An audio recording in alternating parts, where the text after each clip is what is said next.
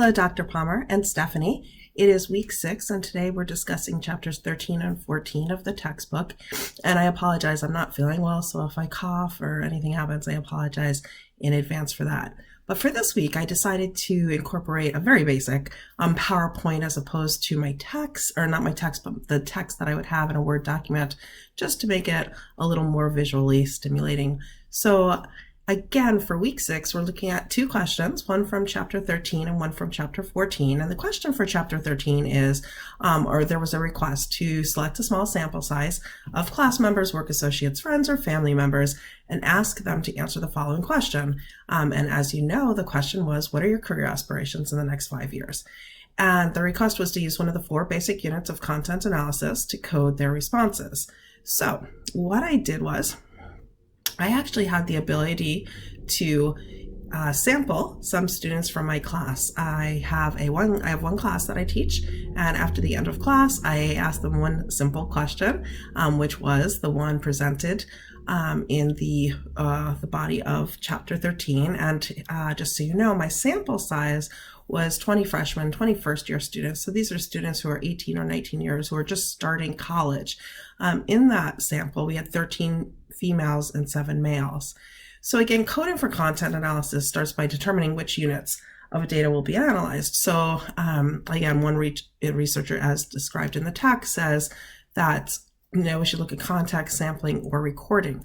So for this particular question, and wanting to keep it really simple for coding purposes and also for my students who are walking out the door, what I actually did was I put on the board the following question: what are your career aspirations for the next 5 years?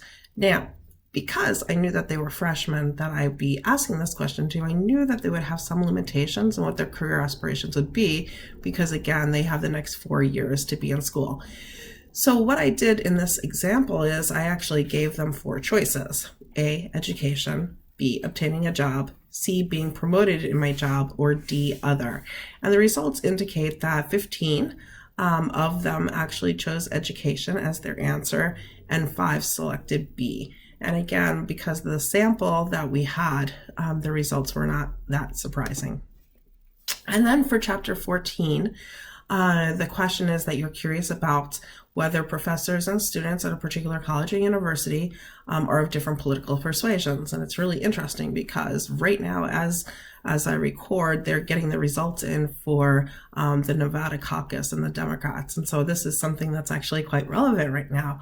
And so in this particular example and in this question, you find that 10 professors say that they're conservative, which is 50% of the population of professors, and 6 students say that they're conservative, which is roughly 30%.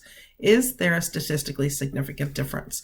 So basically what I did was I found the following and wanted to articulate it: that in the majority of analyses, an alpha of 0.05 is used as the cutoff for significance. And if the p-value is less than that, we reject the null hypothesis, and there's no difference between the means. And we conclude that a significant difference does exist.